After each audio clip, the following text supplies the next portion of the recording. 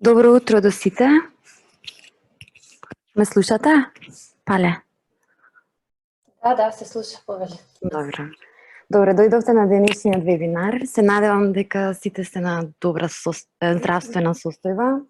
Јас сум Емсал Айредини, правен консултант во CBIT проектот, иницијатива за градење на капацитетите за транспарентност во климатските промени. Денеска следува презентација и дискусија за резултатите и препораките од анализата на истражување, развој и иновации поврзани со климатските промени во државата во рамките на проектот трет двогодишен извештај и четврт национален план за климатски промени, спроведена од Министерство за животна средина и просторно планирање и UNDP со финансиска поддршка од НАГЕФ. Модератор ни е Павлина Здравева, раководител на проекти за климатски промени во UNDP. Она е вклучена во развојот на сите национални политики и стратешки документи поврзани со климатските промени во државата и е една од пионерите кои воведоа иновации во справување со климатските промени. А денешниот презентар ни е професор доктор Валентина Гечевска од Машински факултет, Институт за производно индустријско инженерство и менеджмент. Исто така она е раководител на Центар за управување со животен циклус на производи и раководител или учесник во над 40 меѓународни проекти и 30 на проекти за трансфер на технологии, академија и индустрија. Овие не се општи правила на вебинарот. Микрофоните ќе ви бидат исклучени додека траат презентациите.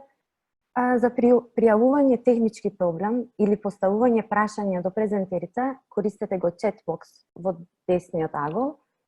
Користете ја опцијата Raise Hand додека сакате да поставите дополнително прашање или да започнете дискусија по завршување на презентациите. Се надевам да имаме продуктивна дискусија и сега за еден краток вовед и давам збор на Павлина Здравева. Повели, Пале. Благодарам. Изминатиот месец бевме многу активни.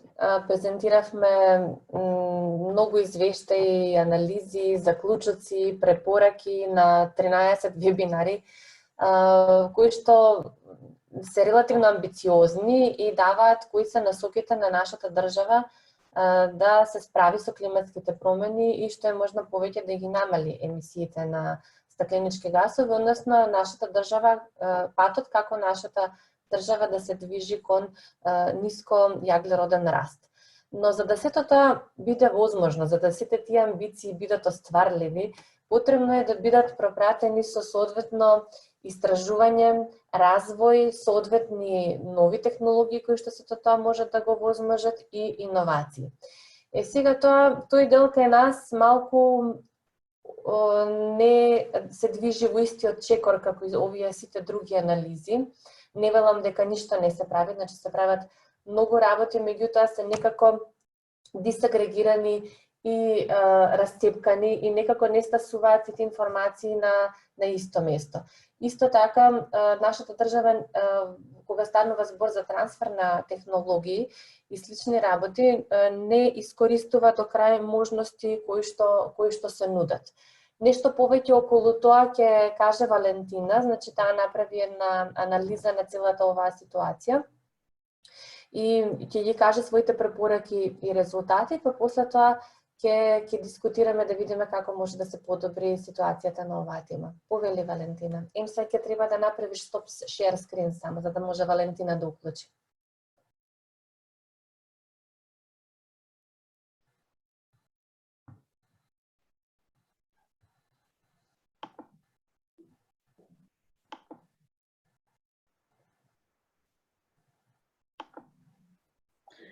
Добар ден на сите од мене. Благодарам, Павлина, за укажаната можност да ги презентираме резултатите од спроведеното истражување и изработениот извештај за потребите да се изанализира областа на резултати во истражувањето, развојот, иновациите поврзани со трансфер на технологии во областа на климатските промени, сето тоа изработено во рамки на нашата држава. Именно пред да почнам со презентирање на резултатите од извештајот, дозволете да потенцирам еден факт.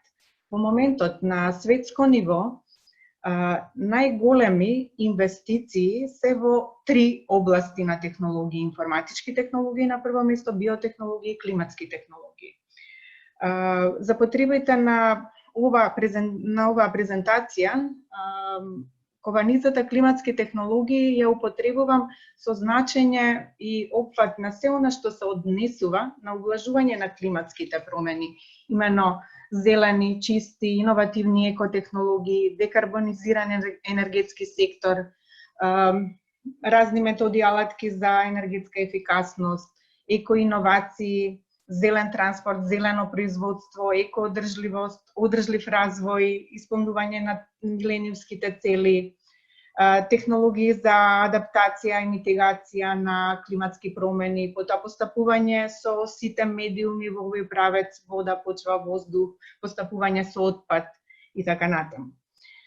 Значи, климатските технологии се исклучително актуелни и на светско ниво би рекла дека во рамки на информатичките технологии и новините кои се развиваат во нив, инвестициите кои таму се вложуваат во ова време на дигитализација и во услови на четврта индустријска револуција, убедена сум дека голем дел и од тие технологии имаат своја намена во областа на поврзана со заштита, намалување на влијанието на климатските промени. Значи, и од тој дел голем број од резултатите се врзани со климатските технологии. И сега во тој правец, развојот на климатските технологии на иднината во светот е исклучително интензивен. Морам да констатирам дека не со ист интензитет резултатите, односно најновите, најиновативните климатски технологии на иднината не со истиот интензитет, односно не секогаш во чекор со светскиот тренд стигнуваат во нашата држава. Токму тука го лоцираме ова како предизвик, а како одговор, односно можност за да се одговори на овој предизвик е технолошкиот механизам за трансфер на технологии на рамковната конвенција за климатски промени на Обединетите нации. Овој механизам за трансфер на технологии е отворена можност која може да ја користи нашата држава, меѓутоа уште еден чекор не е направен од страна на државата, односно потребно е да се номинира национален представник во овој механизам. Ова е целта на практично извештајот кој го спроведовме и сега јас ќе се обидам да низ три главни оски ве запознам со основните елементи, без многу да се задржувам на фактографија која исклучително е присутна во извештајот, затоа што тоа беше неговата цел и намена. И трите оски овде во оваа презентација ќе се однесуваат на првата, ќе се однесува на анализата на состојбата во државата во однос на истражувања, развој, иновации и трансфер на технологии поврзани со климатски промени, значи какви се проектни активности се во овој правец реализирани. Потоа втората оска се однесува на представување на механизмот за трансфер на технологии на рамковната конвенција. Третата оска се однесува на презентирање на резултатите од евалуацијата и предлог за најсоодветна институција во државата за нејзино номинирање како национален представник во овој механизам. Одиме поред, значи во однос на првата оска, за да се спроведе анализата во државата на тема на R&D, иновации и трансфер на технологии, но поврзани со климатски промени, се постави фокус, временска рамка и се детектира извори од каде што ќе се генерираат податоци. Фокусот беше да се направи анализа на донаторските програми, значи донаторските меѓународни механизми кои се на располагање на ентитетите во нашата држава. И тука направивме, практично фокусот беше во правец на анализа на реализирани или активни истражувачки проекти, развојни проекти, иновацијски проекти, проекти за трансфер на технологија, меѓутоа не целиот нивни опфат, туку само оние кои се насочени кон климатски технологии, значи се поврзани со тој аспект, и тоа хард или софт климатски технологии, и во проекти во кои носители на проектот или пак партнери во проектните конзорциуми се институции, организации од нашата држава. Временската рамка која беше анализирана за потребите на истражувањето е 2014 до почетокот на 2020 година. За да биде релевантно истражувањето, односно резултатите да бидат валидни, беше важно да се детектираат извори од каде што ќе се црпат соодветни податоци. Најсоодветен извор е Централната база на податоци за странска помош на Секретаријатот за европски прашања, меѓутоа проблем беше со незиното отварање и анализа што постои недостаток од ажурирање, односно од 2015 натаму не е ажурирано. Од тие причини секторот за меѓународни проекти во Секретаријатот за европски прашања излезе во пресред на анализата која спроведувавме за потребите на овој извештај и ги дадоа на располагање нивните податоци, имајќи предвид дека таа институција ги има сите најрелевантни податоци, тама мора да се регистрира секој проект, меѓународен проект кој влегува во државата. Понатаму беше користена платформата на Европската делегација, која линкот го имате овде на слайдот. Европската делегација последните 2-3 години прави напор да направи една електронска платформа каде што ќе се поместат сите информации за проектите кои се финансирани од европски извори. Ова е корисен извор, меѓутоа не беше комплетен, значи не можевме да се подпреме само на овој извор, моравме да продолжиме со анализата, бидејќи тука не беа вклучени сите можни проекти. Потоа, како извор, ја користевме и базата на CFCD на Министерството за финансии, каде што се главно ИПА проектите ажурирани, и потоа користевме бројни отворени платформи на донаторите, на донаторските меѓународни програми, кои имаат своји бази и каде што ги ажурираат и ги апдейтираат информациите за проектите кои ги поддржуваат. На овој начин беше во истражувањето генерирана сеопфатна база на податоци и обработена, истите податоци беа обработени во однос на меѓународните проекти по донатори, по политики врзани за климатски технологии, влијание на климатски промени, по финансиски, да речем, импликации. И од тој аспект има еден многу значаен дел во репортот, во извештајот, кој се однесува на анализата на овој аспект, и исто така во прилог е излистана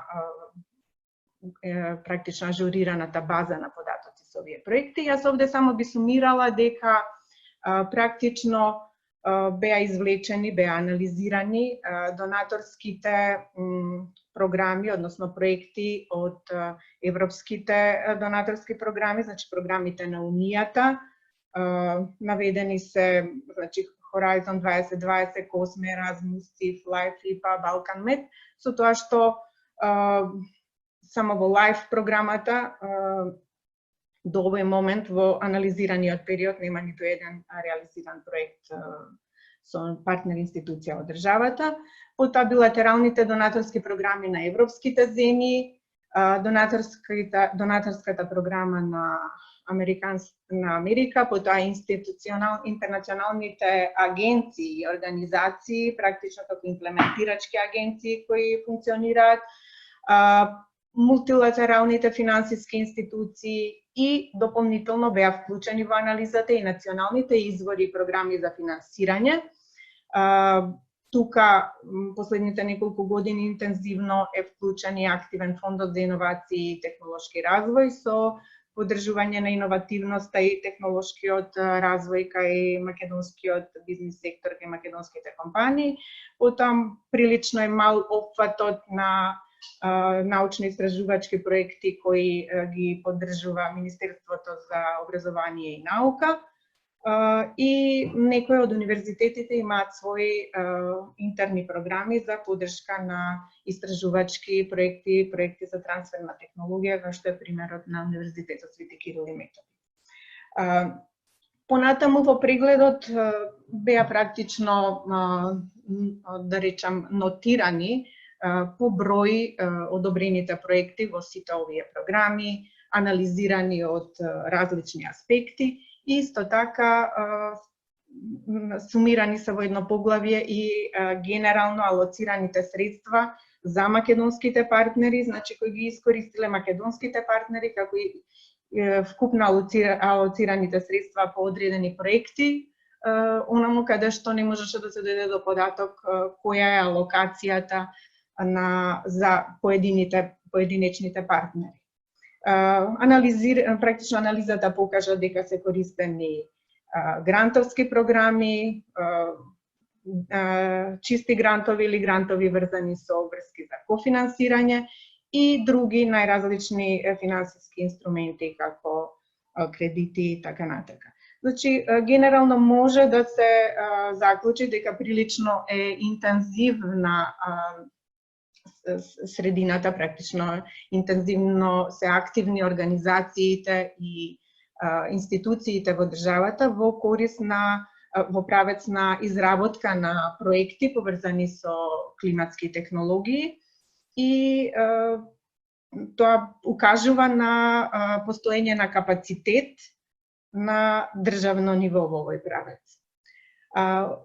Ова анализа, реков, нема да ја елаборирам детално, само една работа сакам да потенцирам. Значи, ова што го презентирав се однесуваше на минатото, значи анализираниот период од 5,5 години, 2014 до почетокот на 2020. Меѓутоа, би се осврнала на моментот од сега кон иднината. Значи, исклучително значаен инструмент е Green Deal, Европскиот инвестициски план, кој Европска Унија го промовираше практично на 14 јануари 2020, само пред неколку месеци. Ова е во суштина најамбициозниот зелен план, се однесува на градење на одржлива Европа, со идеја да Европа стане прв климатски неутрален континент во светот до 2050 година со нула емисии на стакленички гасови. Значи, за да се реализира оваа поставена цел, Европската Унија практично преку Европската комисија промовира два исклучително важни финансиски инструменти за поддршка на екоодржливи инвестициски проекти. Програмата за Инвест Европа и транзицијскиот механизам.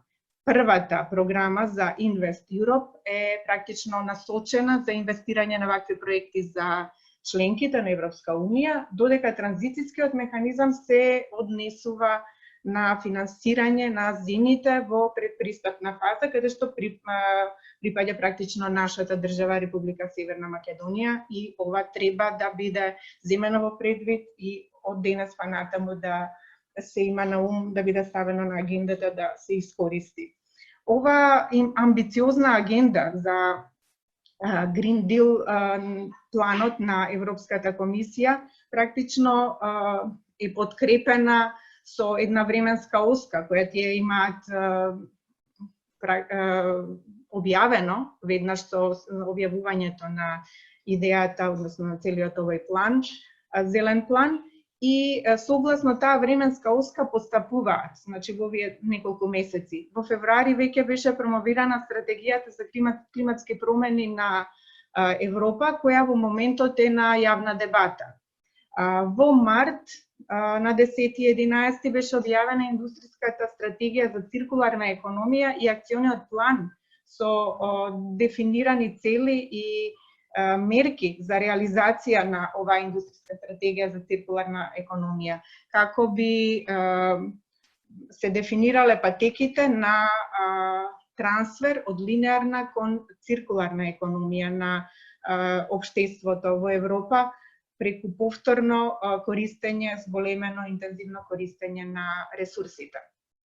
И токму тука сакам да поентирам, односно да потенцирам, дека користењето на овој можностите на овој инвестициски план, зелен договор, Green Deal, практично представува силен инструмент за техничка и финансиска поддршка на номинираниот представник во механизмот за технолошки трансфер на рамковната конвенција во нашата држава. Значи, оној кој ќе биде она институција која ќе биде номинирана и назначена за представник во механизмот за технолошки трансфер, силно препорачувам дека треба да го има постојано во предвид Green Deal и да биде на линија со транзицијскиот механизам за користење на техничка и финансиска поддршка за реализацијата на целите поврзани со климатските технологии. Ако тоа е накратко представувањето на првата оска, сега преминувам на втората оска која се однесува на представување на механизмот за трансфер на технологии на рамковната конвенција на Обединетите нации за климатски промени. Именно оваа рамковна конвенција е активна од 1994 година со нејзиното ратификување. На оваа временска оска се гледа во 1998 нашата држава станува рамноправна членка на оваа конвенција и веднаш е назначена национална фокална точка Министерството за животна средина и просторно планирање. Аспектот на трансфер на технологии како станува актуелен кон крајот на 90-тите, така конвенцијата во низините членови има пропишано и има активирано рамка за делување во правец на трансфер на технологии во 2001 година. Како значаен аспект, во 2010 година конвенцијата го промовира механизмот за трансфер на технологии и овој механизам практично основни негови цели се поддршка на развој на климатски технологии, поддршка на климатски акции помеѓу земјите кои се членки на конвенцијата, а исто така и поддршка на трансфер на развиените климатски технологии. Во тој правец би сакала накратко да информирам во однос на структурата на овој механизам за технолоџи трансфер на рамковната конвенција. Практично неговата структура базира на две тела. Комитет, извршен комитет за технологија и Центар за климатска технологија со мрежа. Принципите практично на делување на овој механизам за трансфер на технологија се однесуваат на поддршка главно на земјите во развој кои се членки на конвенцијата за имплементација на политики поврзани со климатски промени, како и имплементација најпрво развој, помош при развој на климатски технологии, а и имплементација на трансфер на технологии врзани со климатски промени. На каков начин една држава може да биде членка на овој механизам за трансфер на технологии? Практично со неговото формирање во 2010 година отворена е поканата до сите земји членки на конвенцијата да се зачленат, да бидат дел од овој механизам и да ги користат неговите бенефити. Начинот на зачленување оди на начин што фокалната точка во одредена држава доставува барање до комисијата на членките на рамковната конвенција. И во тоа барање нотира, назначува за номинирање национален представник за конкретната држава во Центарот за климатски технологии и мрежи, односно во механизмот за трансфер на технологии. Значи, ако ја погледнете сликата, ова се тие национални представници на членките на конвенцијата, символично представени со точки, и тука недостасува, а може многу брзо да биде додадена точката со номинирање на национален представник на Република Северна Македонија. Кои се предностите од членување во овој механизам за трансфер на технологии? Предностите, некако тука би ги презентирала најпрвен преку активностите кои се реализираат низ овој механизам. Како што кажав, структуриране од две тела. Првото тело, извршниот комитет за технологии, во суштина е тело за градење на политики, значи развој на климатски технологии и климатски технолошки развој. Конституирано е од 20 експерти со представници од развиените и од земјите во развој. И во главно функцијата на ова тело е во однос на промоција на политики поврзани со климатски технологии,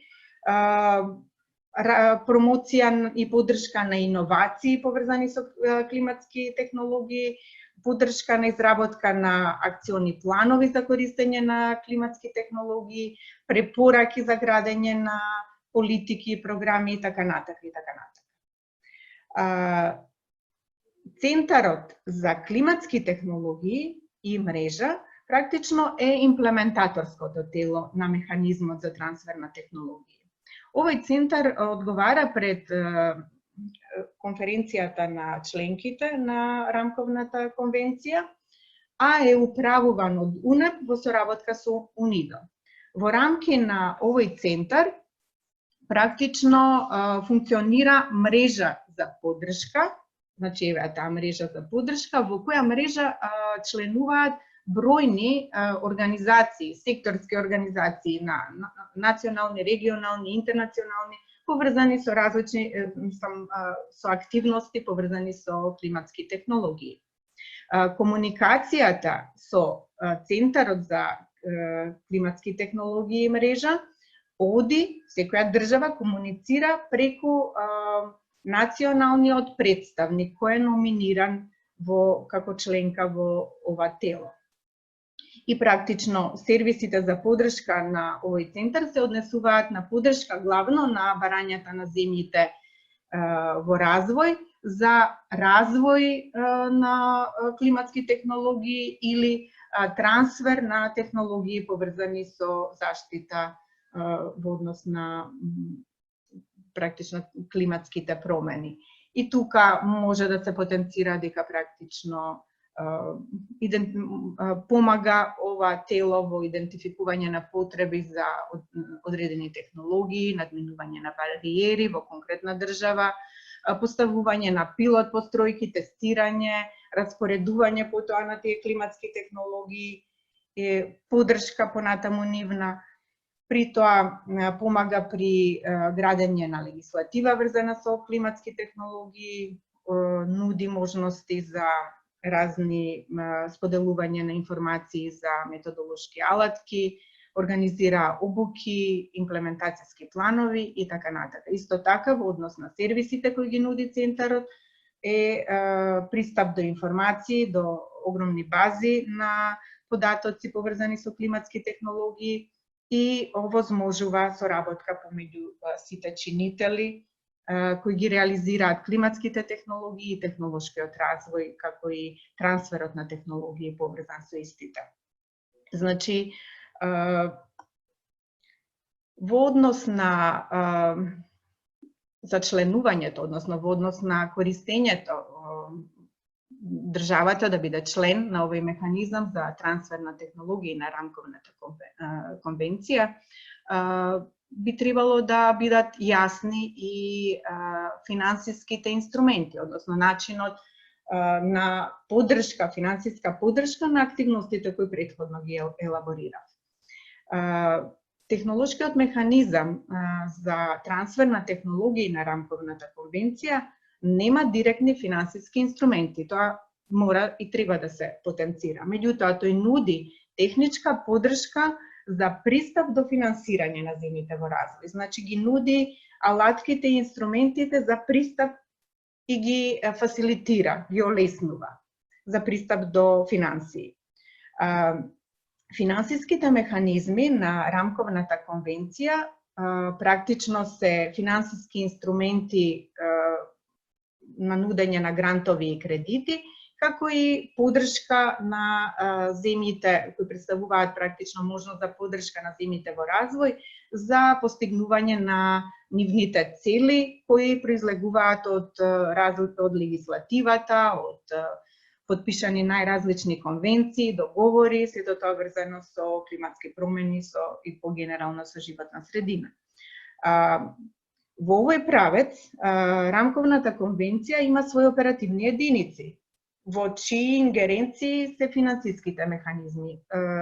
Ова се двете оперативни финансиски единици, ГЕФ, кој е формиран 91, а веќе од 95 година е финансиски механизам на конвенцијата, и би рекла релативно новиот Зелен климатски фонд, кој како финансиски механизам е етаблиран 2010 година согласно Парискиот договор, и токму овој механизам е формиран истовремено кога е формиран механизмот за трансфер на технологии.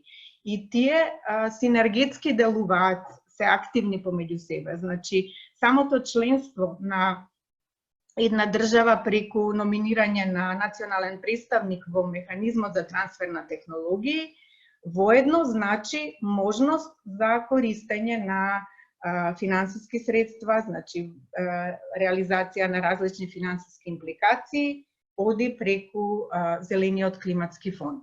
Заради тоа, истата година, како два интегрални синергетски поставени механизми се формирани.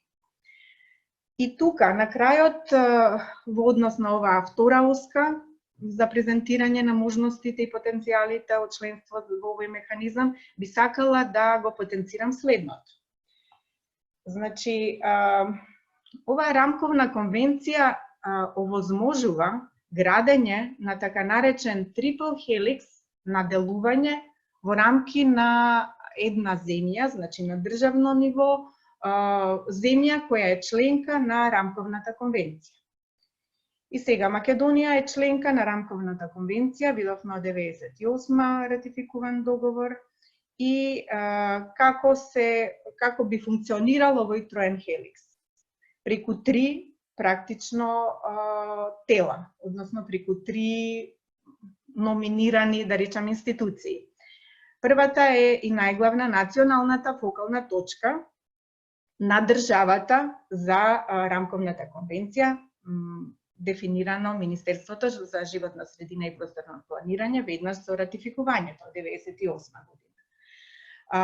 Номинирање на национално овластено тело за Северна Македонија во финансискиот механизам, значи во Зелениот климатски фонд. Тоа Република Северна Македонија го има направено и номинирано овластено тело е кабинетот на заменик премиерот за економски прашања. Третиот елемент во овој трипл хеликс е националниот представник на Северна Македонија во механизмот за трансфер на технологии на рамковната конвенција. Тука се очекува предлог, номинирање на институција која од своја страна ќе овозможи да се затвори овој трипл хеликс, кој само ќе постигне, ќе даде можност за нови бенефити на државата. Значи, можности за воведување на нови, иновативни климатски технологии на иднината, достапност до нив многу брза, достапност преку членството во оваа дружина, би рекла. На таков начин, многу брзо би имале пристап и трансфер кај нас на технологии врзани, климатски технологии поврзани со енергија, транспорт, индустрија, вода, воздух, земјоделие, животна средина. Значи, повторно и во овој втор дел од извештајот, во оваа втора оска се потенцира потребата од предлагање на национален представник во механизмот за технолошки трансфер на рамковната конвенција. Инаку на оваа слика се прикажани со зелено се обоени државите кои имаат делегирани своји овластени национални тела во зелениот климатски фонд. И еве гледате тука и Македонија обележена. Одам на третата оска од оваа презентација, третиот дел, кој се однесува на предлог за номинирање на национален представник, значи избор на институција, организација и нејзино номинирање за национален представник во рамковната конвенција, нејзиниот механизам за трансфер на технологии. За оваа потреба беше спроведена детална анализа на легислативата во државата, поврзана со R&D, поврзана со наука, со технолошки развој, трансфер на технологии, иновации, иновативен развој. При тоа беа детектирани, се детектирани, морам да потенцирам дека државата има изготвено амбициозни документи, проектирани за практично реализација, како што се индустријската стратегија на Република Северна Македонија од пред година 2018 е стартувана, стратегијата за енергетика, стратегијата за конкурентност, стратегија за иновации, потоа комплексната легислатива за постапување со отпад и така натаму и така натаму. Значи може да се нотираат уште амбициозни документи проектирани за реализација од страна на институциите, проектирани од страна на институциите во нашата држава, реализација нели од ентитетите во државата. Тука може да се потенцира дека практично користењето на механизмот, односно членувањето, да се биде дел од механизмот за трансфер на технологии на рамковната конвенција, само ќе донесе бенефит на државата во поддршка на вака поставените амбициозни цели во овие комплексни документи, кои се пропратени со акцијски планови, со цели, со мерки, со индикатори за нивно следење и така натака. Значи, голем дел од нив се поврзани со, имаат импликации со примена на климатски технологии и за брзо трансферирање на вакви технологии, значи брз технолоджи трансфер на новини, на практично на технологии на иднината од оваа област. Државата ќе може да има пристап до нив многу брз преку нејзиното членство во овој механизам за трансфер на технологии. Тука би сакала, значи ова го нотирам како огромна можност. Би сакала да нотирам еден факт. Во акциониот план на индустријската стратегија, која ја спомнав, има комплексен акционен план со комплексни цели и некаде втората цел градење на одржлива индустрија, пропишана е мерка за формирање на национална канцеларија за трансфер на технологии и се предлага да таа биде дел од Фондот за иновации и технолошки развој или понатаму да прерасне во одвоена институција. Значи, оваа мерка, пропишана во акциониот план, дефинирани индикатори за нејзина реализација, јас би ја мечирала со можноста која горе ја потенцирав, можноста која ја нуди механизмот за членството во механизмот за трансфер на технологии и би направила една синергетска врска помеѓу нив. Значи, брзо поставување, назначување на национален представник во овој механизам за ТТ на рамковната конвенција и негово практично врзување со реализацијата на оваа мерка пропишана и во индустријската стратегија. Понатаму, освен анализата на легислативата во државата, за да можеме да стигнеме до предлог номинација на национален представник, направивме една сеопфатна анализа на јавниот сектор во државата, анализа на невладиниот сектор и анализа на приватниот сектор. Анализата на јавниот сектор во државата се правеше од аспект на институции кои имаат активности поврзани со наука, R&D, иновации, иновацијски развој, трансфер на технологии и исто така врска во градење на политики или активности поврзани со климатски технологии. И тука може од практично во извештајот се поместени со представување сите детектирани институции од јавниот сектор кои се, да речам, потенцијални кандидати за номинирање за национален представник. Тука би потенцирала две работи, дека Фондот за иновации и технолошки развој во последната работна програма двогодишна која има објавена на својот вебсайт предвидува формирање на канцеларија за трансфер на технологија, а пак Министерството за образование и наука е институција номинирана на ниво на држава да води регистар за ентитети кои имаат активности во правец на технолошки развој и во правец на трансфер на технологии. Значи, регистарот на сите ентитети кои со тоа се занимаваат во државата е во Министерството за образование и наука. И дополнително, исто така се направи сеопфатна анализа на невладиниот и на приватниот сектор со критериуми да имаат инфраструктура за иновативни активности, евентуално да имаат инфраструктура за R&D, за истражување и развој, нема многу такви, да имаат искуства во трансфер на технологии и да имаат искуства во реализација на меѓународни проекти и сето тоа поврзано со аспекти на климатски технологии, како критериум за селектирање на потенцијални кандидати и од овие два сектори, невладин и приватен сектор, како потенцијални кандидати за номинирање на национален представник. И откако се направи оваа сеопфатна анализа,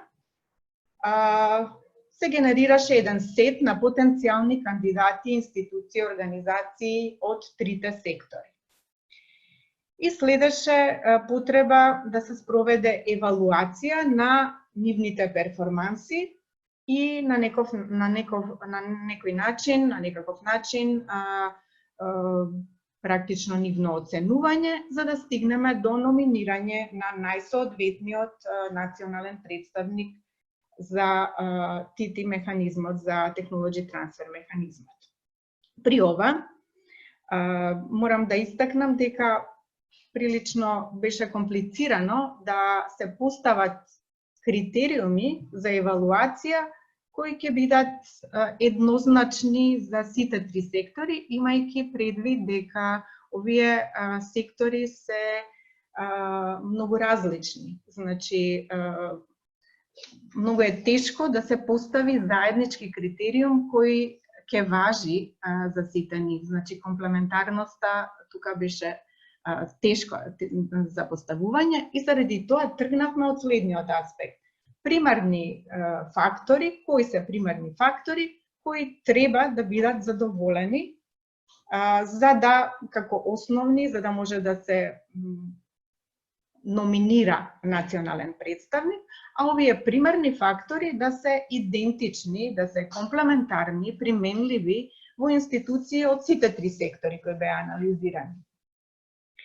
И на таков начин ги дефиниравме овие 7 критериуми за евалуација, кои гласат релевантност на секторот во кој се делува, значи секторот треба во кој делува таа институција, дали од јавен, дали од приватен или од невладен сектор, да делува во областа на хард или софт климатските технологии, да има потенцијал за интерсекторска соработка, да има можност за национално покривање, да има искуство во градење на политики и да има искуство во соработа на меѓународни проекти. Исто така, многу важен фактор е достапност на ресурсите од таа институција и мотивација за ова практично активност, односно оваа позиција, национален представник за технологи трансфер механизмот во рамковната конвенција.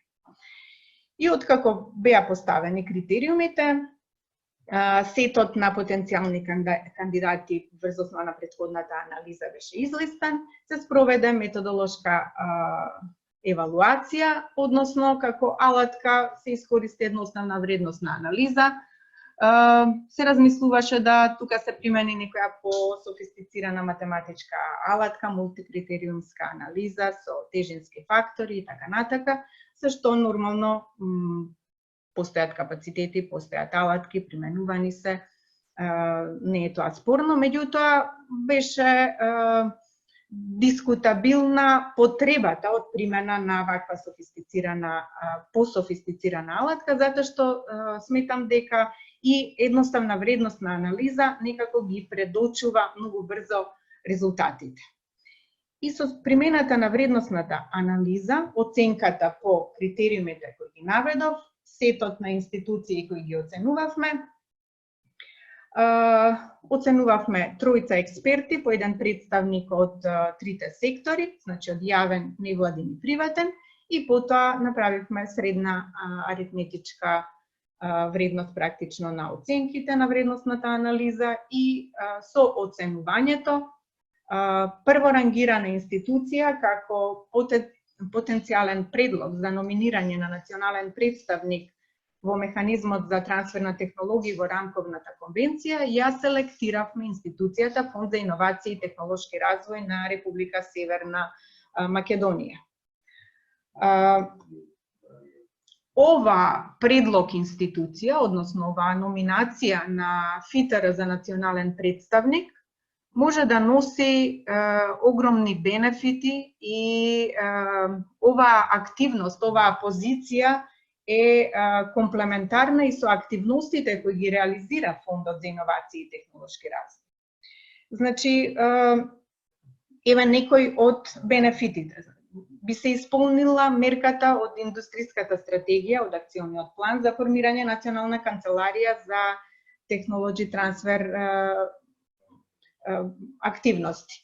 Значи, таа канцеларија за технолошки трансфер би била комплементарна со номинацијата за представник и во механизмот за трансфер на технологии.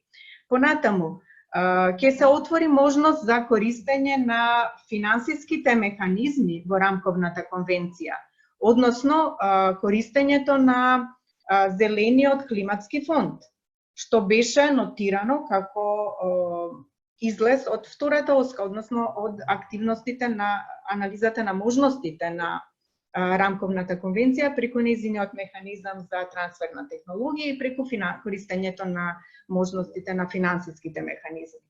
Понатаму, на овој начин ќе се отвори можност за трансфер на технологии на нови, иновативни, климатски технологии, би рекла технологии на еднината кои се развиваат интензивно на светско ниво, ќе се отвори можност за нивен брз влез во државата и поврзување на практично нивна примена во индустријата и нивна примена во генерално во општеството во државата, значи користење брзо на нивните придобивки. Понатаму ќе се обезбеди практично капацитет на линија на користење на Green Deal, практично можностите кои ги номинирав како излез од првата оска и фокусот во иднина, во блиска иднина, веднаш да се сврти кон користењето на можностите на инвестицијскиот план на Европската комисија, на овој начин, оваа номинирана институција, значи веднаш ќе може да прави активности и во оваа насока, повторно за обезбедување на техничка и финансиска помош од овој извор. И севкупно, ова ќе значи огромна придобивка за нашата држава во пристапниот процес. Во овој процес во кој на овој начин државата ќе има изградени капацитети и ќе може тие капацитети да ги користи во исполнувањето на амбициозните цели кои се поставени во секторските документи во државата, исто така и исполнувањето на целите кои се поставени од страна на Европската Унија. И во овој контекст би сублимирала дека топло препорачувам, значи многу брзо, многу итно да се делува. И еве, ова е, да речем, на еден начин и после ова ќе се отвори една дебата, расправа, дискусија.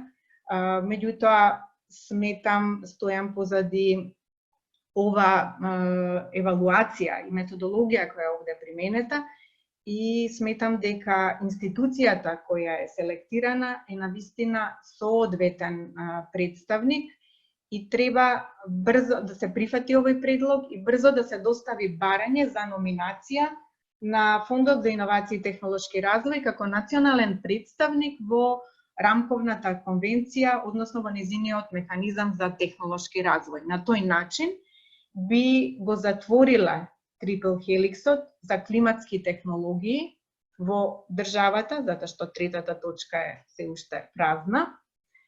И на тој начин ќе може веднаш да стапи во акција и оваа синергија помеѓу трите институции, како трипл хеликс, да делуваат и да овозможат во државата интензивен, брз, во чекор, да речам, со реализацијата на светските климатски технологии на еднината, нивен влез автоматски и тука и во нашата држава и користење на бенефитите од нив во нашето општество. Со тоа ви благодарам на вниманието и јас сега го враќам зборот кон Павлина и спремна сум да одговорам на вашите прашања. Благодарам многу, Валентина. Навистина беше задоволство да се слуша како ги објасни сите овие релативно комплицирани работи. Додека зборуваше и презентираше, имаше коментари од Теодора. Дали дори сакаш да се вклучиш или да читам? Валентина, мислам дека не е лошо да го оставиш тој предпоследниот слайд. Мислам дека ќе користи за дискусијата. Аха, добро, во ред. Секунда, само мислам дека треба дори сама unmute јас направив. Добро, мислам дека се слушаме, така? Да. Добро утро на сите, добро утро до професорката. Драго ми е што еве повторно после одреден број години вака стапуваме во контакт. Благодарност за презентацијата и за освртот. Би сакала многу кратко само неколку поенти да изнесам.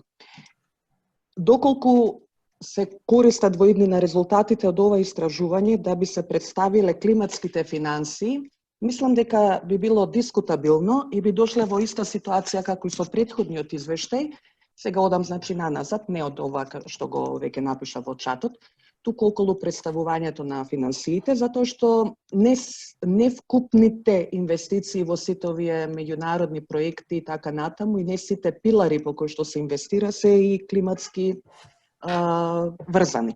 Значи, доколку е нашата цел понатаму, Павлина, да од овој извештај изгенерираме податоци и да рапортираме околу климатските финансии влезени во државата, а не излезени, него влезени во државата, ќе треба дополнителна анализа што од ова купче е всушност директно climate related, што може би е многу тешко да се направи.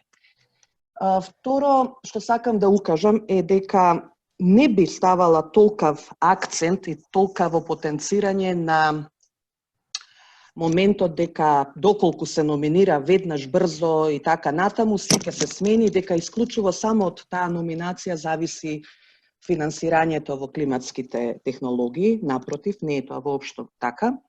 Затоа што и во неколку минати програмски циклуси на ГЕФ, значи тука првиот момент што сакам да го истакнам е врзаноста помеѓу програмските циклуси на ГЕФ и Зелениот климатски фонд, што не секој програмски циклус го препознава трансферот на технологии како приоритет во тој момент за финансирање. Тоа е едниот аспект. И вториот аспект е дека не исклучиво само ако се изноминира, веднаш тоа ќе почнат финансии, ќе се развија технологии, напротив, номинирањето значи, како што спомена и самата професорка, техничка поддршка. Значи, они може би нешто технички би помогнале. Директните финанси зависат од финансиските инструменти, кои што пак не само од програмските циклуси зависат, туку и од степенот на кофинансирање на државно ниво. Знаеме 1:7, 1:4 и така натаму. Што значи станува збор за едно покомплексно причински последично врзано решение, кое што не би го ставала исклучиво во контекст на номинација. Да, се сложувам, потребна е, меѓутоа во извештајот навистина би укажала да не се толку изричито и остро потенцира потребата, дека само заради тоа, после тоа, не знам, многу подобро ќе биде. Не е тоа баш така. Многу други исто фактори влијат. И околу Green Deal-от, значи, не би го ставала во таков контекст на почетокот на презентацијата Technology Transfer механизмот under UNCCC, кој што е UN механизам, и со EU Green Deal. Не значи по дефолт, ако се назначи институција, што не велам дека не треба, апсолутно да не бидам разбрана погрешно и се сложувам и со анализата, меѓутоа тоа не значи во ист момент, за да не се створи, ова сега зборувам од аспект, да не се створат преголеми очекувања. Затоа што вака изнесени остри констатации на про и конс генерираат високи очекувања и после тоа ниски резултати. Значи, не значи директно ставање во контекст на номинацијата во UNCCC со можност за користење на EU financing. Тоа се две паралелни работи. EU во UN е исто така групација каде што ние не влегуваме. Ние сме во тотално друга група од EU. Така што Green Deal-от и UNCCC се поврзани, не велам не, меѓутоа не толку како што е презентирано во презентацијата и може би се провлекува во извештајот. Јас големиот не детално го имам прочитано, морам да бидам искрена, може би е констатирано таа не толку силна поврзаност која што се алудираше во текот на презентацијата. Значи, овие моменти би сакала да бидат малку испеглани за некое финално резиме, кое што би влегло во финалниот извештај, за да едноставно бидеме навистина реални со вистинската ситуација. Инаку овој механизам одавна постои, сега е само реименуван и не е дека немало можности, туку или дека исклучиво зависат од фокална точка, реков дека зависат и од внатрешни и од меѓународни фактори. За сега толку, па може би понатаму повеќе. Благодарам Валентина, благодарам Павлина.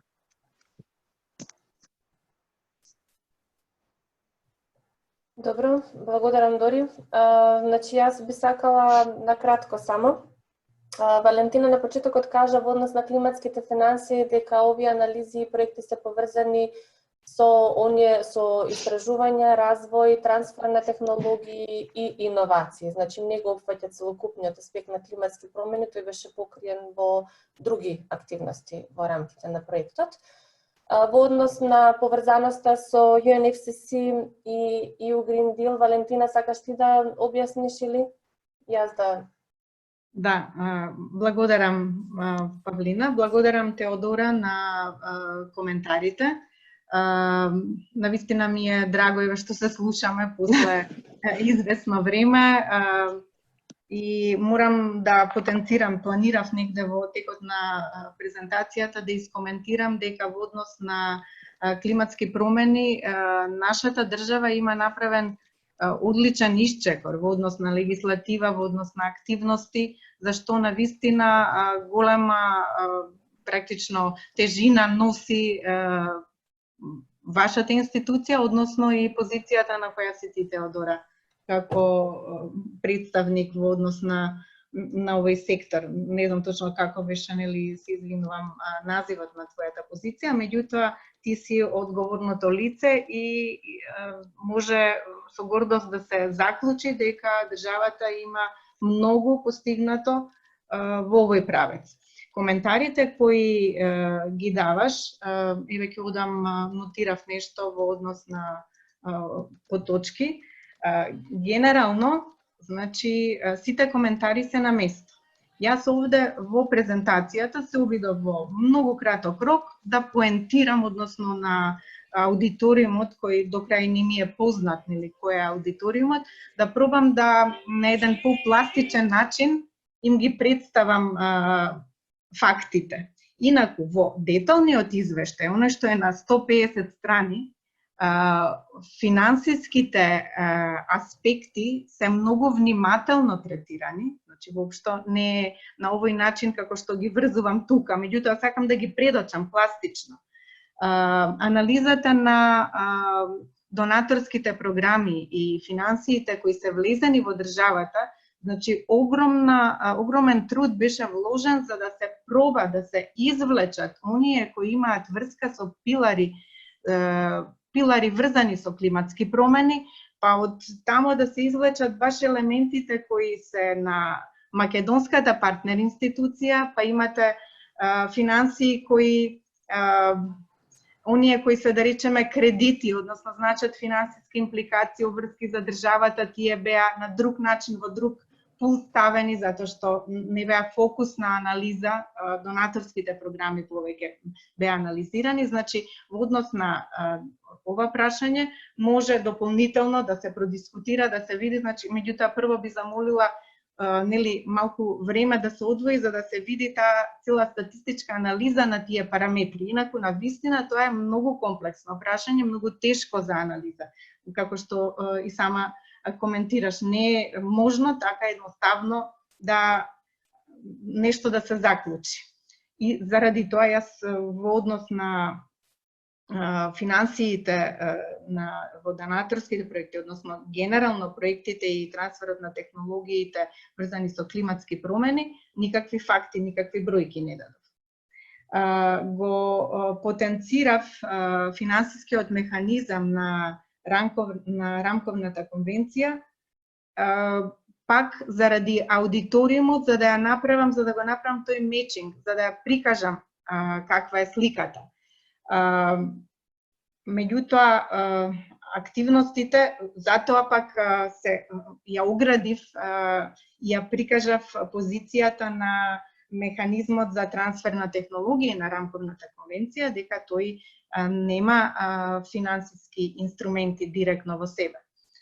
Се согласувам дека сигурно не почнуваат активностите од сега, правени се анализи во контекст на она дека ние како држава сме многу активни, легислатива и се во однос на климатски промени е правено на време, а би рекла можеби и пред време. Овој механизам е активен од 2010, како што кажав. Зошто до сега не е номинирано национално тело? Сигурно, вие што сте вклучени во тој сектор многу подобро знаете зошто не е тоа направено.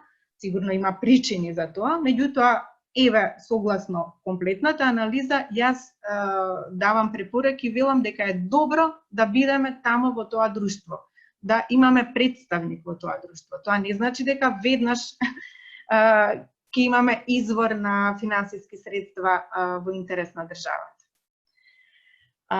Во однос на Green Deal, точно е, тоа е алатка на Европската Унија, не треба да се меша нели со алатките на UN, меѓутоа пак ја нотирав од првата уска, од анализата на донаторските програми, ја нотирам ова инвестициска програма како новина, како нешто што сега стартува во јануари и што треба да се има во предвид.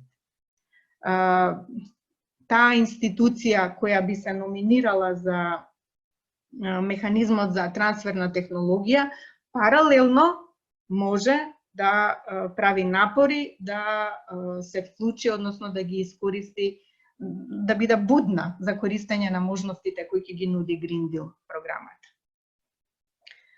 Благодарам на прашањата, одлични прашања, односно одлични констатации, тоа не беа класични прашања. Јас се надевам дека ќе имаме можности во иднина да соработуваме поинтензивно, Теодора.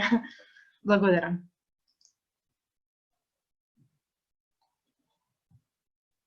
Има коментар од Елена Николовска, заборавив дека сум мјут си зборам. Дали ако сега се дефинира правилна транзиција во националните закони и стратегии, односно законот и стратегија за климатска акција, ќе помогне однапред да се насочат финансиите од EU Green Deal во иднина? Теодора, има одговорено дека правилната транзиција е дел од EU Green Deal, така што сигурно очекувам да биде дел и од делот за Западен Балкан. Дали би имала нешто да додадеш тука? Па тоа е насоката, тоа е тоа што го говорите. Од заменикот за животна средина сметам дека фондот е одлично решение како тело кое што би се номинирало и оди во правеци на нивните работни планови, што се однесува до Европскиот зелен договор во услови на пост-COVID-19, подобро ќе биде ние да направиме наш македонски зелен договор, зашто сметам дека има потенцијал во нашата држава и да ги пресретнеме сите од Западен Балкан, зашто реално сме пред нив во областа на климатски промени. Честитки за презентацијата и вложениот труд. Дали би сакале да го уклучиме малку подобро да објасните што мислите под ова наш македонски зелен договор?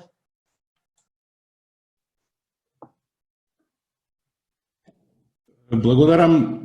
Па во услови кога во Европа има доста скептици за како ќе се решава економијата и пост ковид периодот, има земји членки кои што како Полска на пример кои што смета дека дебатата за климатски промени сега е луксус и ме радува што дел од државите влегуваат во она што е, мислам, реално што ќе биде, а тоа е да се вклучи зеленото опоравување во дел на економијата, но очигледно ќе потрае делот за Западниот Балкан и затоа сметам дека ние мораме во нашите планови да ги вклучиме покрај заекнувањето на здравствениот сектор во економските опоравувања и мерки да биде вклучена и климатската акција, било една генерална тема, еве нека биде тоа во рамки на некој национален нов зелен договор, што мислам дека имаме и потенцијал и експерти и чинители кои што можат да го срочат и да го направат.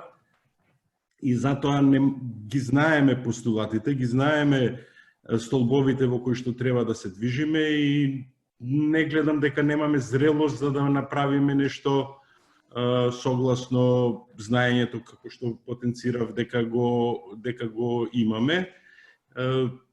И она што постојано го зборувам, сите овие активности мораме да ги групираме некако заеднички. Ние репортираме кон многу институции надвор и кон UNFCCC, но помалце репортираме кон нас самите некако и мислам дека оваа презентација треба да биде искористена за пренесување на знаењето во домашните институции пред се, во граѓанските организации, во јавност општо, а не само во денешната презентација активност, туку се она што се прави во рамки на проектот. И затоа еве да и честитам на професорката Валентина за вложениот труд и активностите и ова што под покровителство, да кажем, на ПАЛЕ се прави подолг период.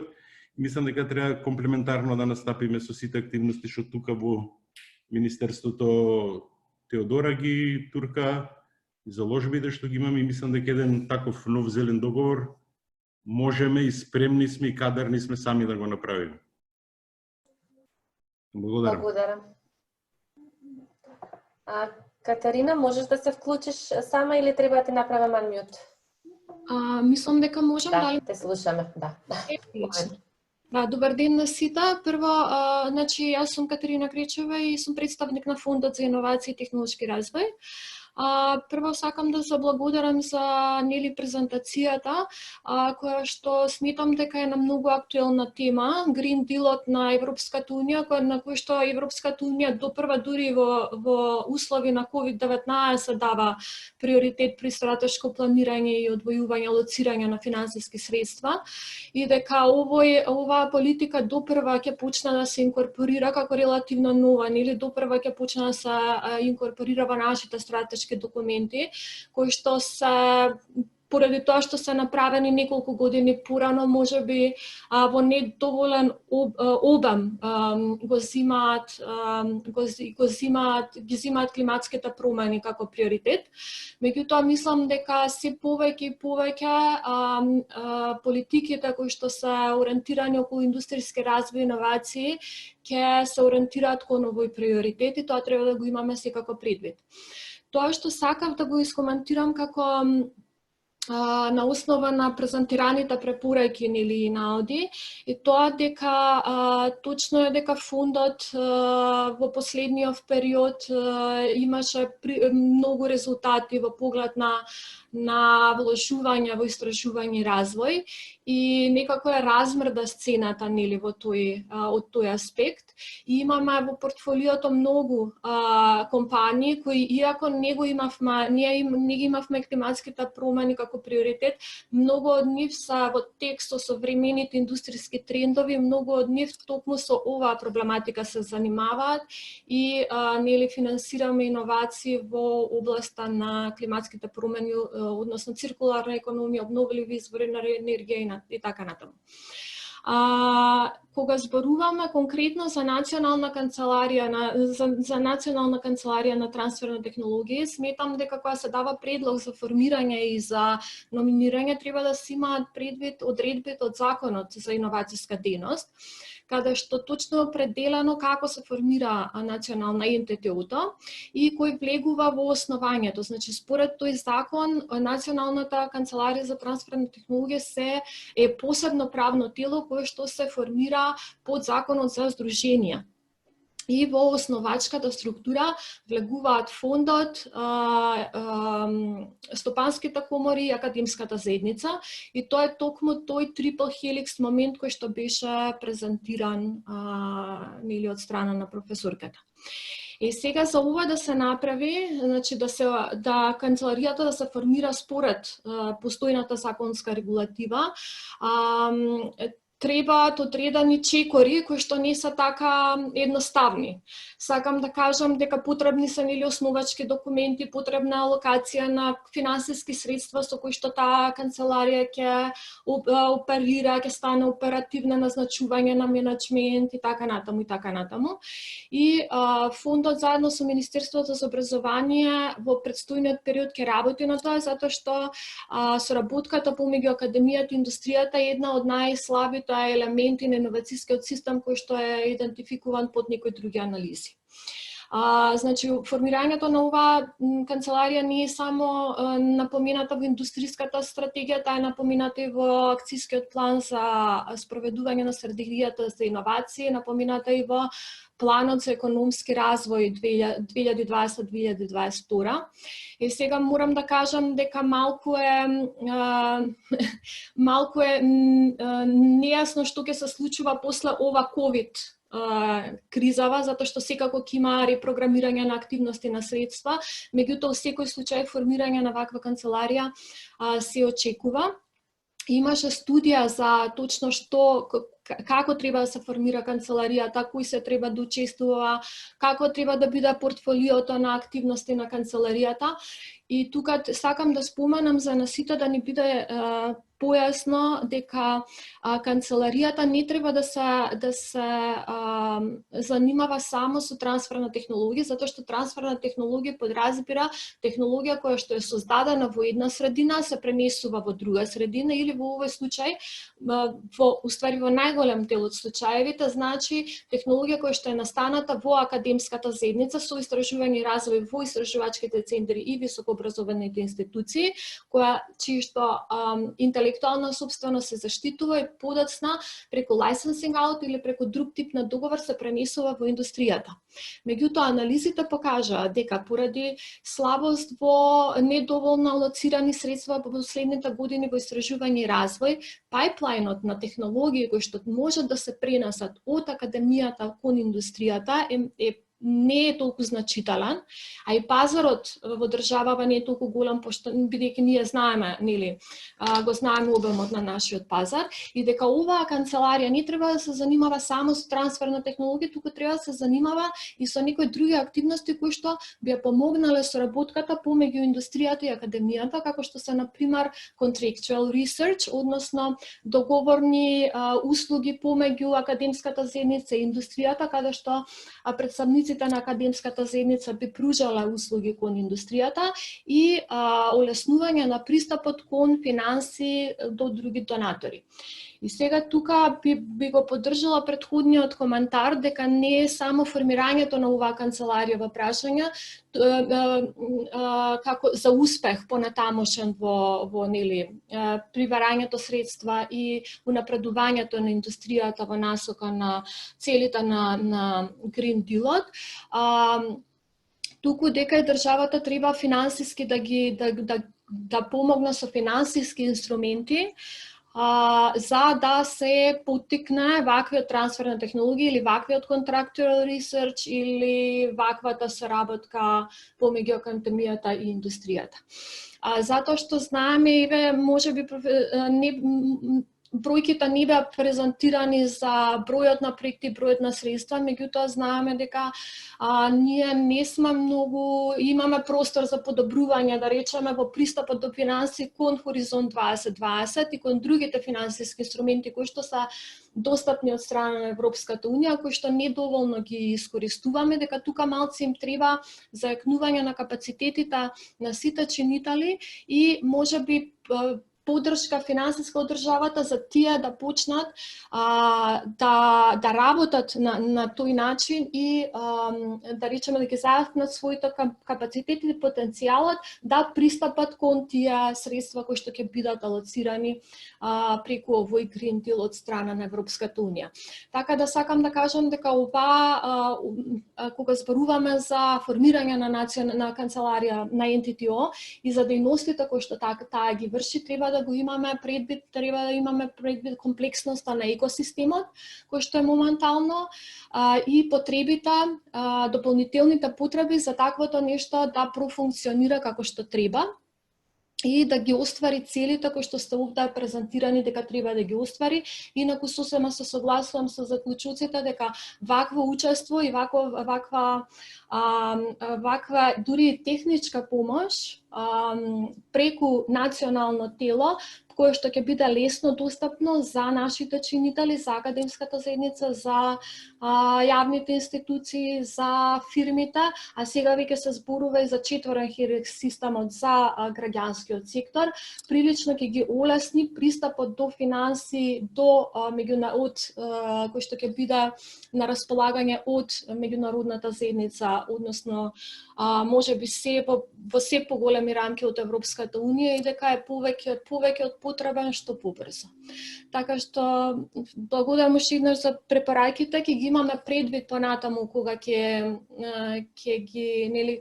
напредуваме во формирањето на канцеларијата за трансфер на технологии. Секако оваа тема за климатски промени, Green Deal-от ќе биде ставен во фокус кога ќе се разгледуваат конкретните приоритети и функциите на канцеларијата. Меѓутоа да ќе заборавав, има уште еден момент, уште една важна политика што сметам дека треба да биде земена предвид, а што во моментов е во изработка и можеби е добро оваа студија да се земе предвид при изработката на финалниот документ на таа политика, а тоа е политиката за паметна специализација, стратегијата за паметна специализација, која што изработуваат Министерство за образование и Министерство за економија во координација и каде што се формулираат приоритетите за идните вложувања на државата во одредени сектори. И секако тука дигитализацијата и климатските промени треба да бидат можеби внесени, можеби да се разгледа да бидат внесени како хоризонтален приоритет, ако не како еден од клучните приоритети. Така да благодарам, одлични забелешки. Беше вака долго се извинувам што одземам време. И препораки. Јас би сакала само да дополнам дека во тек е и регионален предизвик на Фондот за иновации кој што заедно со Министерството за животна средина, UNDP и невладиниот сектор е во тек и кој што завршува на почетокот на јуни и да искористам оваа прилика да ги повикам сите што се вклучени тука да одат на веб страната на Фондот за иновации, да го разгледаат повикот и или да аплицираат ако имаат интересни идеи или да го споделат со некои кои што би можеле да имаат потенцијални добри идеи. Има други некои коментари кои што ја поддржуваат, кои што Извинувам, Павлина, да одиш на други коментари, само еден кус коментар. Благодарам на представникот од Фондот за иновации и технолошки развој, на Катерина, за добрите предочувања, за коментарите, сето тоа е на линија на добробитот на оваа држава, се беше исправно кажано и сето тоа ќе го имаме предвид, само би потенцирала паметната специализација во извештајот, во неголемиот извештај на повеќе од половина страна е коментирана, така да и тоа е земено предвид во анализата на националната легислатива. Реков, лично вложи огромен напор и земени се сите тие нови современи аспекти, документи, а државата се труди да биде во чекор со изработка на документи, сето она што е ново. Така да стратегијата за паметна специализација е анализирана и таа навистина треба да се има во предвид и од страна на институциите и на фондот, како што спомна Катерина. Благодарам. Фала. Да, тој голем извештај за кој што зборува Валентина цело време беше испратен заедно со поканата, така да го имате сите. Кого го интересира повеќе во детали може да види таму. Славјанка пишува: здраво, одлична презентација, мислам дека номинирањето е прв чекор, а сигурно веднаш по номинацијата треба да се размислува за техничка поддршка за дефинирање на потребите на NDA, во однос на ставање во функција, работни задачи, координирано со другите вклучени во оваа проблематика. И важно е како NDA ќе ги пренесе кон сите нас новините за кои ќе се разговара во овој механизам на UNFCCC. Но се надевам дека се тоа ќе биде подоцна анализирано. Да, тоа е веќе втор чекор понатаму, таа институција која што би требало да биде одбрана, секако дека ќе треба сето тоа да го пренесе до сите други. Ордан Чукалиев: во земјоделскиот сектор повеќе пати е истакната потребата за центар на трансфер на климатски технологии кој би развивал, адаптирал постоечки технологии и пренесувал до 200.000 оператори. Па може би треба да се интегрира и во овој извештај. Валентина, јас не се сеќавам дали за земјоделскиот сектор нешто беше вклучено. Да, ова е добар коментар. Благодарам на професорот Чукалиев. Практично ИПАРТ средствата се обидувавме да направиме анализа и да ги вклучиме во анализата на проектите. Значи, меѓутоа, тоа е една, да речам, да нотирам како слаба точка на извештајот, бидејќи беше многу едноставно невозможно да се пристигне, да се дојде до интегрирани и релевантни податоци во тој правец, така да нотирано е во извештајот дека таа компонента 5 на ИПА без финансиските импликации воопшто не се анализирани и дискутирани. Аспектот на земјоделието и поддршката преку Центарот за трансфер на климатски технологии кои ќе ги поддржува операторите во земјоделието е убава идеја и еве јас би рекла дека ова може да се со оваа идеја да се дополни извештајот. Ќе бидеме на линија со професор Чукалиев и со тебе и ќе ја разработи ако е расположен по детално идејата. Ќе внесем. Благодарам. Симона, бараше збор? Да, благодарам, Пале. Најпрвен би сакала да се заблагодарам за извештајот и за презентацијата на професорката, но и за интересната дискусија до сега и многу важните коментари што се дадени, особено во насока на праведна транзиција и на подготвување на национален зелен договор. Јас сум Симона Гетова и сум дел од CBIT проектот како соработник економист, но исто така сум и граѓанин на државата, па сум дел и од различни граѓански иницијативи. И само во насока на тие коментари кои ги напоменав, би сакала да информирам дека веќе неколку месеци постои иницијатива на најповеќе на млади кои веќе во последно време почнуваат да зборуваат и за не само за креирање на национален зелен договор, значи таа постапка е на некој начин започната со собирање на визии на тие млади луѓе како од различни граѓански и грасрут иницијативи, значи луѓе кои активно се вклучени во подобрување на животите на своите заедници на локално и на регионално ниво. Значи собирање на нивните визии за како сакаат општеството да изгледа и потоа преточување, односно на некој начин преведување на тие визии во насловите на деловите на зелениот договор, нешто што би можело да биде земено како база за зелен договор. Но во последно време исто така и со целата ситуација со пандемијата се започнати разговори и освен како може овој момент на креирање на зелен договор да биде земен и како момент за дискусија за праведно закрепнување од моменталната пандемија. Така што многу добро напомена заменикот дека тие нешта мора да се интегрираат и секако ова е само дел иницијатива граѓанска во овој момент, но најискрено се надевам дека може да прерасне и во национално движење и институционализирано национално движење и подготвување во насока на заедничка соработка и вистински правење на подготвување на зелен договор кој ќе биде темелен во потребите на реалните луѓе од сите наши животи. Толку само од мене, само да ви ја пренесам информацијата. Благодарам. Валентина, има едно прашање од невладиниот сектор. Сметам дека NDA треба да биде институција на којата обврски е делегирана со закон. Во МЖСПП веќе е УНФЦЦ Focal Point, зошто не тие да бидат NDA?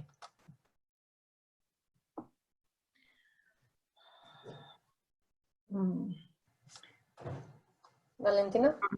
Да, се слушаме. Добро. Сега се слушаме, да. Да, значи и овој аспект беше анализиран. Реков дека евалуацијата која ја направивме во овој момент со вредносната анализа, евалуацијата на критериумите беше направена од страна на на 3 експерти и потоа мечирани резултатите со аритметичка средина дојдени до решението.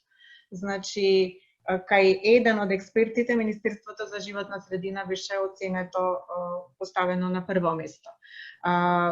Значи, сметам, за да дојдеме до, ако сакате, решение соодветно или по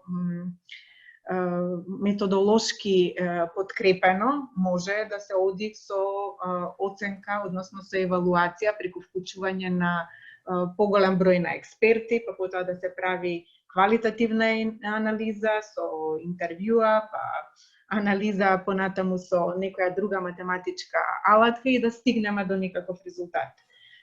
Мислам дека на крај во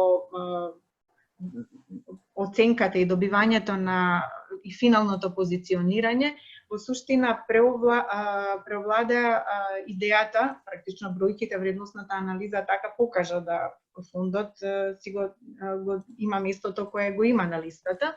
Меѓутоа, во дискусиите се зборуваше дека можеби не е баш конзистентно да во една иста институција се врзат двете позиции и дополнително фондот беше нотиран како институција која има имплементирачка, да речем, институција која има контакт со бизнис заедницата, со академската заедница, со граѓанството. Значи, од тој аспект решението да номинирањето на националниот представник не биде во јавна институција од карактер на министерство, туку во јавна институција од извршен карактер, сметам дека е подобро. Меѓутоа, јас лично сметам, ако се одлучи да се прави дополнителна анализа, ќе ја правиме анализата. Односно ова прашање и давам збор на Теодора, а после Катерина сака да се вклучи. Повели Благодарам Пале, благодарам Вале. Моje лично, не е само мислење лично, него базирано и на искуство, е дека во вакви ситуации е потребно да се оди со така наречени интерим решенија. Што сакам со тоа да кажам? Катарина многу убаво кажа дека за формирање на таква институција е потребно законско решение. Во потполно се сложувам со тоа и во потполно се сложувам со констатациите на професорката дека издвојување на ваква институција надвор од Министерството е потребно. Значи, јас сум една од тие која што навистина не преферира натрупување на функции во една институција каде што нема капацитет или има недоволен капацитет и знаење, меѓутоа и не веднаш заради брзина и заради некои одредени други можеби мотиви пренесување на надлежност на институција која што можеби и нема таква улога. Што сакам да речам? Сакам да речам дека можеби во предлогот на професорката во конечното решение би можело да стои некое етапно решение кое што би ги отсликувало нашите крајни цели, а според нас, сите присутни, сметам дека крајна цел е сепак да се формира таков центар за трансфер на технологија, што е моја животна желба 20 години, надвор од администрација, затоа што не е местото во администрација, тоа е повеќе и наука. Меѓутоа, до тој момент се сложувам со предлогот на Елена дека може Министерството како интерим институција да биде назначена, затоа што вие воопшто за да дојдете до некаква техничка помош мора некој таа да ја побара. Значи, не знам каква е представата кога се слуша оваа презентација, што тоа би значило. Тоа е како да речам, како контакт лице, не е тоа не знам што. Тоа што ние очекуваме да биде не знам што, е тоа што треба да го формираме. И во таа насока и нашиот предлог, проектна идеја до ГЕФ. Значи, ние сакаме ова да го направиме. Сакаме да го направиме на одржливи основи. И со сите цел пакети и Славјанка на кој што упатуваше. Цел пакет со цели процедури.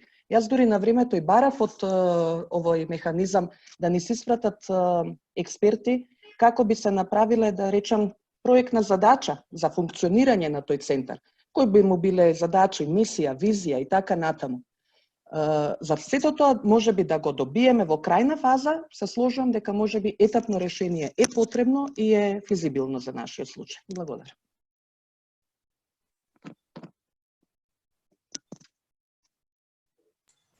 Катарина? Да, благодарам. Значи, јас би се согласила со тоа што беше до сега одговорено на ова прашање и не размислав на ваквото решение, меѓутоа Ева, која Теодора го спомена, би се согласила и дека до формирање или до екипирање на таа национална канцеларија на технологија е можно етапно решение. Чисто да влеземе во тие текови меѓународни, нели, можеби да ги изградиме капацитетите на таа контакт точка, така што побрзо да може да продействува функционално на терен, меѓутоа тоа што ќе кажам слично како Теодора, дека јас би ги одвоила активностите на Министерството, активностите на агенциите или активностите на другите тела кои што треба да бидат интерим помеѓу оние кои што ги креираат политиките и оние кои што ги оние кои што се корисници на тие политики. Затоа што Министерството суштина се институции, државни институции кои што се креатори на политиките, додека агенциите се оние институции кои што посредуваат при спроведување на тие политики и имаат директен контакт со крајните корисници. Во овој случај, кога зборуваме за канцеларија за трансфер на технологија, крајните корисници треба да бидат предпријатијата и академската заедница. И нам ни е потребна контакт точка која што ги има секојдневен контакт и ги познава проблемите и ситуациите во овие кај овие два чинители, разбирате. Така што таа контакт точка не би ја ставала во policy making body, во Министерството, туку би ја ставила што поблиску до терен, што поблиску до академијата и што поблиску до фирмите. Јас имам и друг концерн во однос на номинирање на една на друга институција. Не знам, Валентина, дали може би кога ги разгледуваше деловите на како функционира механизмот на UNFCCC, дали има некоја можност за номинирање и реноминирање. Се плашам како држава може би да не изгледаме малку несериозни ако номинираме една, па после известно време друга институција, но останува тоа да го разгледаме како опција и да го елаборираме подетален одговор и да видиме како решение, да го испитаме. Валентина, нешто повеќе на оваа тема? Етапното решение звучи многу интересно, меѓутоа мора да се провери. Јас во овој момент не можам да одговорам дали е тоа можно во аплицирањето, номинирањето на националниот представник во механизмот ТИТИР во рамковната конвенција. Ова што споменуваш, да не изгледа тоа сериозно или несериозно. Да, ќе испитаме, па ќе доставиме. Да, ќе доставиме елабориран одговор. А во однос на коментарот на Катерина за номинирање на институција која што е во секојдневен контакт со приватниот сектор и со науката, која што ги знае нивните проблеми, има еден токму за тоа коментар од Наташа Бакреска, која што кажува дека компаниите имаат проблем да дојдат до финансии, кои што ќе им помогнат во трансферот на технологии, и која што очекува дека една од примарните активности на фондот или на тоа тело кој да биде, кое што ќе се одбере да биде тело кон овој TT-Clear механизам на конвенцијата, би било да се обезбедат олеснување на компаниите кои се спремни самостојно да инвестираат во технологии за намалување на климатските промени. Дали сакаш, Наташа, да те вклучам за да може би нешто повеќе кажеш на оваа тема?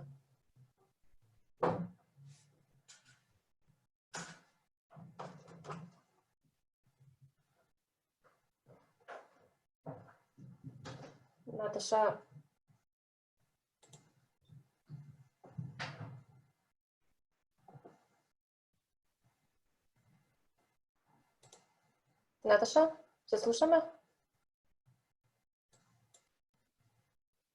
Катерина?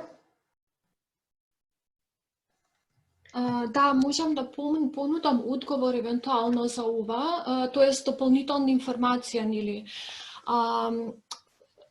Значи вака, освен фондот за иновации, во државата имаме повеќе институции кои што нудат финансиска поддршка за компании. Една од слабостите на системот кој што е идентификувана е преклопување на овие извори на финанси, поради што компаниите имаат потешкоти кон пристап до информации која институција дава каков тип на помош за каков тип на активности.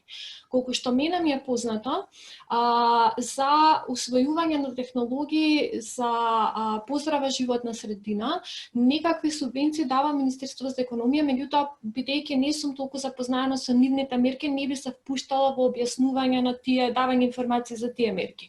Тоа што можам да го кажам е дека Фондот за иновации пред да почне целата несретна ситуација со ковидов, на основа на одредени анализи и студии ги идентификуваше недостатоците во системот на пружање поддршка и еден од главните недостатоци беше соработката помеѓу академијата и академската заедница и индустријата, нели онаа формална соработка, да речеме. Не е дека компаниите не користат услуги од академската заедница, меѓутоа тоа не е во доволен обем и не е толку колку што може да биде, колку што е потенцијалот, да речеме.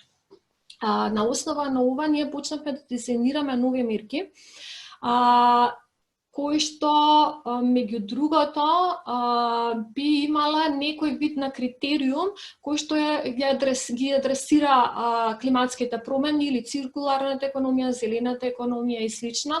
Еден од тие веќе е усвоен инструмент, тоа се иновацијските ваучери, и сега поради кризава не можам да кажам точно кога ќе ги лансираме, меѓутоа тој инструмент беше дискутиран веќе со стейкхолдерите, со стопанските комори, со представници на универзитетите, така што што помина владина процедура, документите се усвоени и очекуваме да биде во скоро време лансиран.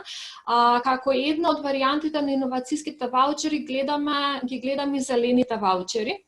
Така што ние действуваме можеби без нели поаѓајки од трендовите во политиките и поборувачката, и без некој посебна промена на стратегиите, действуваме во насока на зелена економија. Исто така во тек ќе биде изработка на грантова шема за кооперативни грантови помеѓу академската заедница и индустријата. Допрва чекаме експерти кои што ќе се вклучат во таа изработка, така што се надевам дека, сепак ќе кажам, оваа ситуација малку ме извади од колосек, ама се надевам дека за можеби година дена или слично ќе имаме веќе и таков тип на поддршка. Верувајте, има побарувачка за поддршка за многу различни аспекти. Знаеме дека фирмите имаат потреба од многу поддршка во усовршување на технологиите, дека и самите инвестираат и ние тоа го поддржуваме. Може да се погледнат нашите инструменти за технолошки развој, каде што еден од критериумите е секогаш влијание. Значи, дали општествено влијание врз животната средина, влијание врз економијата и слично, ние тоа не го исклучуваме, а тука се офатени сите индустрии. Не е само вложувањето од страна на фирмите во осовременување на технологијата во поглед на климатски промени, туку воопшто осовременување на технологијата, ама тоа не ги исклучува ваквиот тип на вложување. Така што секако можат компаниите да си ги погледнат можностите за финансирање за кофинансирање во технолошки развој, а можат и да очекуваат нови можности за финансирање, особено во поглед во соработка со академската заедница. Благодарам, Катарина, многу интересно. Ми се допаѓа називот зелен ваучер. Баш се радувам да видиме и да презентирате можеби некој пат вие од вашите проекти и слични работи. Мислам дека имате интересни работи што може да бидат многу поврзани со нашава проблематика. Мислам дека нема повеќе прашања. Само едно мало дополнување, може? Да. Извинувам, Валентина. Значи, благодарам на Катерина. Иновацијските ваучери како инструмент вклучени се во извештајот како 5 инструмент на фондот, одличен инструмент, бев на презентациите и јасно е дека заради целата оваа ситуација со ковидот не е активиран, не е стартуван овој инструмент, меѓутоа е земен во предвид во лепезата во портфолиото на фондот во извештајот, додека кооперативните грантови тоа е нешто ново и поздравувам, навистина сте активни и градите, генерирате нови аспекти. А во однос на иновацијските зелени грантови, јас во препораките напишав зелени хабови или формирање на такви точки во кои, да речеме, таа институција или канцеларија за технолошки трансфер би можела да има точки на разни места низ државата, наречени зелени хабови, каде што ќе може да се оствари подиректно на сцената комуникацијата со крајните чинители, значи со индустријата. И уште едно дополнување, прилично се насочи дискусијата кон Центар за трансферна технологија во неговата основна функција соработка, размена на информации, индустрија, академија. Значи, во тој контекст, многу накратко формирани се такви центри со помош на ГТЗ 2001 година на техничките факултети, значи на Машински, на ФЕИТ и на Земјоделски факултет и на Техничкиот факултет во Битола. Од тие 4 одлично преживеа Центарот за трансферна технологија кај нас на Машинскиот факултет, кој е регистриран како посебна, практично како трговско друштво за трансфер на технологии и е вклучено во регистарот на Министерството за образование и наука, кој води, како што кажав, регистар за вакви центри во рамки на државата. Така да, преку овој центар, Машинскиот факултет работи во спрега, односно во комуникација со индустријата и пренесување на достигнувањата од академијата, од истражувањата во функција на праксата, односно на индустријата. Innovate е Центарот за трансферна технологија кој е развиен на FATE, тогаш беше кога стартуваше 2001 година електротехнички факултет. Меѓутоа, одредени години малку беше попасивен тој нивни центар и пред некоја година повторно го реактивира под името Innovate и во моментот многу се активни и дури се препознаени во последниот извештај од Европската комисија како центар кој претендира да стане првиот центар на Excellence, Center of Excellence во нашата држава. Така да, еве, тоа се две best practice, би рекла, кои се на сцената организации, ЦИРКО, како Центар за технологии на Машински факултет и Innovate на Електрофакултет.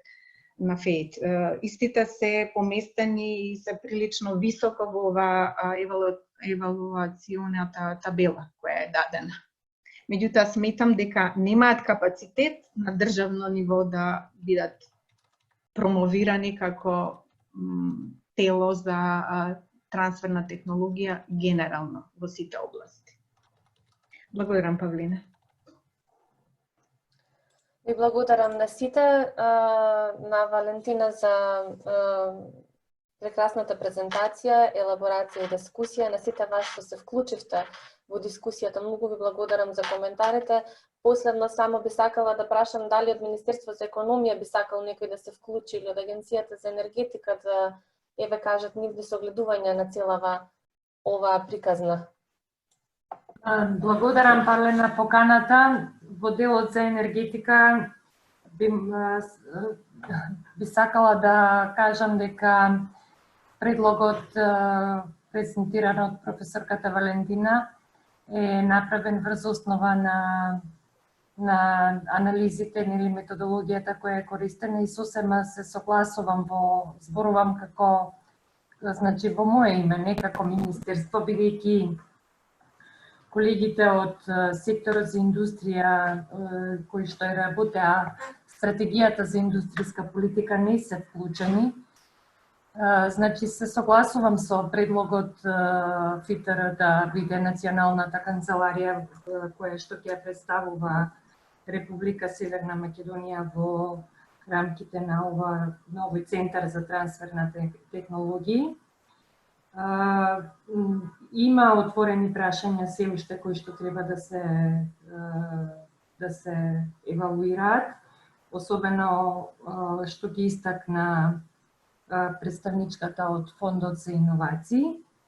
И сметам дека врз основа на оваа досегашна наша дискусија треба да се продолжи барем уште со еден состанок меѓуинституционален и да се да се продискутира за сето она што, да кажам, денеска беше отворено како за дискусија и да се приближиме кон решение за кое би била информирана владата во најскор можен рок.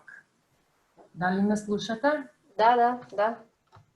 Тоа би било вака сосем накратко од мене како предлог, значи да се одржи еден меѓуинституционален состанок на Министерството за животна средина, економија, во кое што ќе бидат вклучени не само енергетика, него и останатите сектори кои што ги имаат во фокусот индустријските политики. И секако кабинетот на вице-премиерот за економски прашања, Фондот за иновации и технолошки развој и врз основа на заклучоците од тој состанок понатаму да биде информирана владата со цел да отпочне процедура за практично за владино произнесување во однос на ова прашање што беше денеска тема на дискусија. конкретен предлог. Благодарам многу. Јас мислам дека сите имаме што да размислуваме за предстојниве празници, така ни се отворија можеби и некои нови видици. Ви посакувам убав празник, да се одморите, да се чувате и остануваме во контакт. Чао! Поздрав!